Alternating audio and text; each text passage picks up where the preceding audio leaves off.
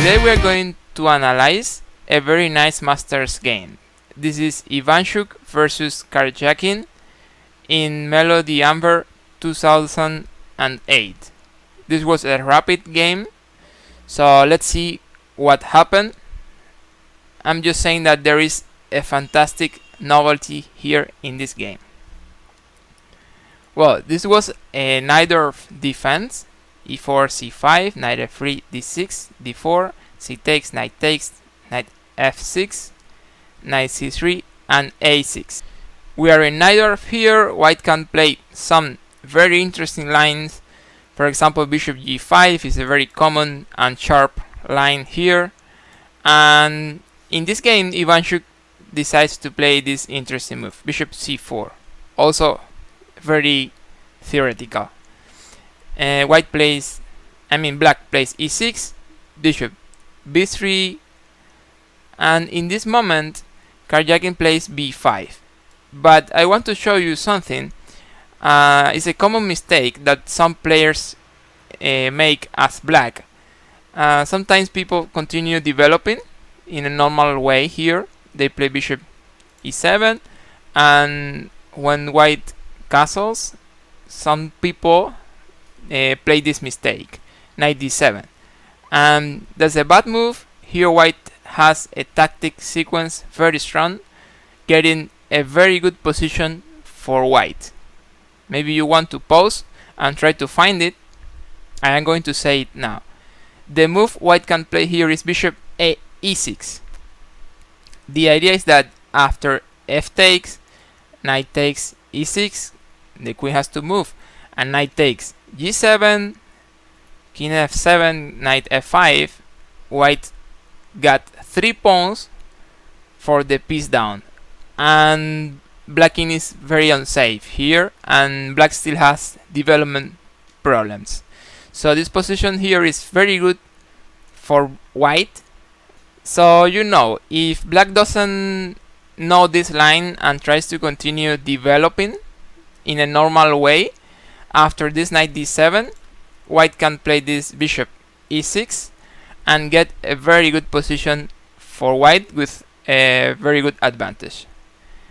In the game, Karjakin played b5, Chucky plays bishop g5, bishop e7, queen f3 here. Notice that there are some threats with this diagonal and the rook hanging here. After queen f3, black plays queen c7, white plays e5 anyway, but now black can play bishop b7, pawn takes pawn, threatening black queen, bishop takes pawn, queen e3, bishop c5, white castles queenside, and knight c6. And this is the moment, probably the most important moment of this game. Here Ivanchuk plays a fantastic move. Actually, Karjakin had played this position as black before, and his opponent played the move bishop takes f6 in the other game, and Karjakin won that game. But in this position, Ivanchuk had prepared a little surprise for him. Well, I'm not going to say anything else, just try to find it, but of course it's a very hard to find move. The move white played here was queen takes e6. After pawn takes, then knight takes e6. And this move is so fantastic because white has sacrificed the queen for 2 pawns. I mean, that is crazy.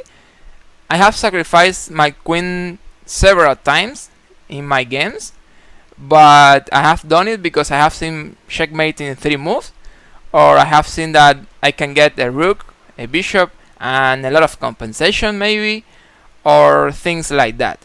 But something like this, sacrificing the queen for 2 pawns and keeping a good position, I mean, it's too much. So this move is actually a great novelty. Well, let's see how the game continued. Here, Karjakin didn't play very accurately. Actually, this sacrifice is not winning. If black plays well, white doesn't have any real advantage in this position. Black can get a balanced game playing well, but in the game Karjakin made a mistake here. He played queen e5. A good move in this position was bishop d6. The idea is to give back the material, the queen, and get a balanced endgame. There is a game in 2010 where Karjakin was playing as white against Gashimov, and the game was like this: bishop d6, rook e1, king d7, knight takes, queen, king takes, and they played this position, and it was a draw very quickly.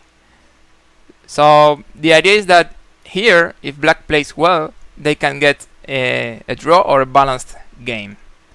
In the game, as I said, Karjakin plays queen e5, knight takes pawn, knight e6, king f7.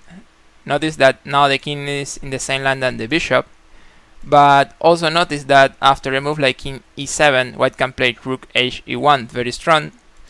So king f7, rook e1, black plays queen takes e1, but in this position black was still on time to give back the queen and get a more or less balanced game. They could play bishop takes f2, and after rook takes queen, then knight takes rook.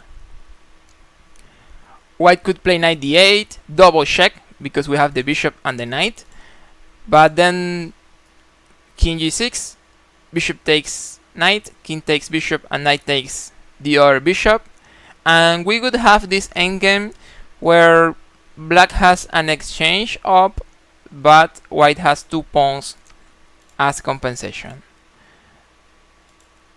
In the game, Karjakin played another mistake: queen takes rook, and then knight c5, and in between king g6 and rook takes queen, king takes bishop, and knight takes b7. And let's see what do we have on the board now. There is an endgame. Black has an exchange up, but white has like 3 pawns as compensation. So it means that it's a better position for white. They will have advantage in this endgame. I mean, 3 pawns are too much here. Knight d4, knight d6. The rest of the game is probably not so important. Ivanchuk managed to win the endgame without too many complications. So I'm going a little quicker from now on. Rook f8, avoiding this double with the knight. And then f3, b4, knight e4, trading a couple of minor pieces. Black takes the white bishop, and now a5, check and knight e4, rook h4, attacking some weak pawns. Karjakin tries to trade some pawns to see if he can get some draw possibilities, but it didn't happen.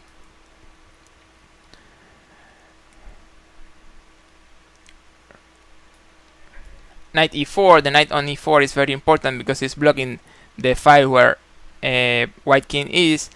Also, the knight is very well protected by this pawn, and at the same time it is controlling many important squares around the board.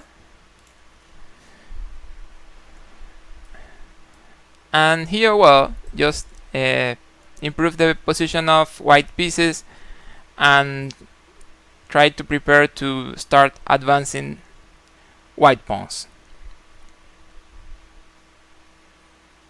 Now, as you can see, white has 5 pawns and a knight against a black rook. So in this moment, Karjakin decided to resign. So this is the game I wanted to show you today. I hope you have enjoyed this fantastic queen sacrifice and novelty Ivanchuk played here. If you haven't subscribed, you're always welcome to do it. Give me a like if you think this was good, and I hope to see you soon in the next video.